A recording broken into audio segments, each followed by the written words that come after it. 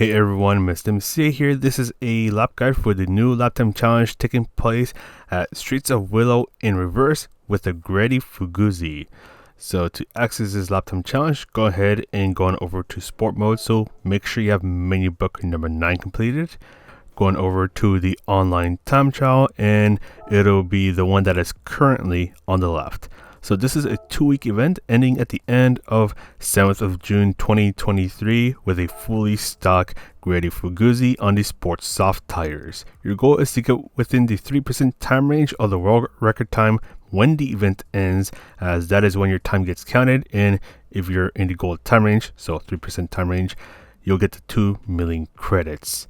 Here are my in-game tags in case you want to see my replay, and I'll leave the replay in the description down below.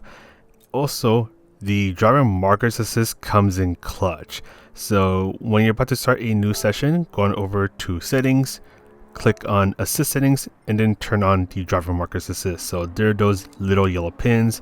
You can use them, well, they're primarily used as your turning points, but you can also use them as your braking points, and you'll see that as I do the lap guide, because without them, yeah, some parts you're not really going to know where to brake. So that's where those driving pins, the driver marker assist, comes in really handy. Also, third gear is going to be really handy as you go through this track, as third gear reduces the amount of wheel spin that you're getting, so you can have a little more control of your car, and you can really just fiddle around with your throttle input to try to get the exit that you want. And you'll especially notice this through the first sector. But now let's get started with the laps. So we're revving at this car, bring us up towards the right side of the track, because your first braking point is just before the 100-meter board. So brake as much as you can, making your way down to second gear. For turn number 1, I'm going to turn in at the 50-meter board. So I'm going to go a little wide through the first turn, but it'll give me a better setup for the exit of turn number 1. So go down to second gear for more rotation, but exit on third gear and start to play around with your throttle input. That way you can control how much the car is rotating through these turns. And again, just going for these 2 pins, keep 2 wheels on the track at all times, and a little more throttle control to let the car turn in a bit more. Bring the car towards the left side of the track, because you're going to brake before the path on the left starts. So just before this pin on the left, that pin is also your turning point. Stay on third gear, lots of throttle control, really taking advantage of the track limits and just getting on the throttle as soon as you can. Going flat out through this little chicane, bring yourself towards the right side of the track. Your next braking point is the 50-meter board. And you can also use the 50-meter board as your turning point. So full braking power for a short moment. And here you can carry quite a bit of speed, as there's a little bit of banking on this long left turn.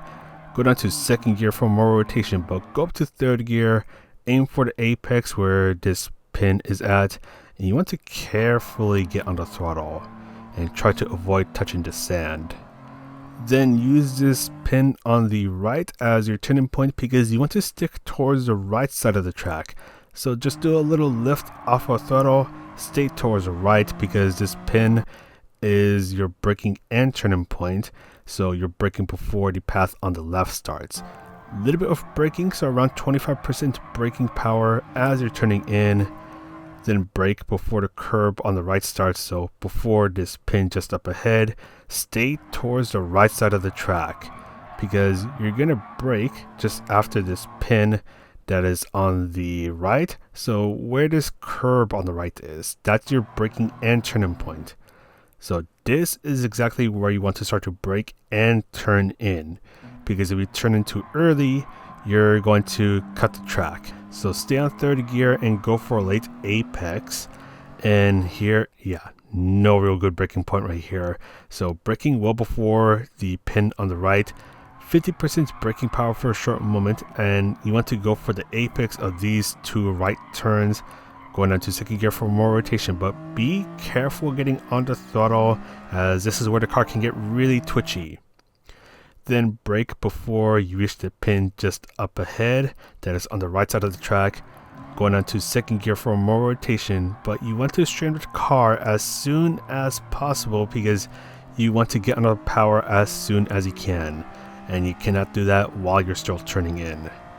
So there we go. So we're gonna go ahead and finish up this lap, taking the final turn flat out and gonna poke into the 115s. I'm not gonna lie, this took a while to get into the 115s. Alright, let's go through this again, but this time I will not stop the video. So revving out this car, brake before the 100 meter board. Gonna go down to second gear for more rotation, but exit on third gear. And going a little wide into turn number 1 for a better exit out of turn number 1. And you're gonna need to do a lot of throttle control to help with this car's rotation.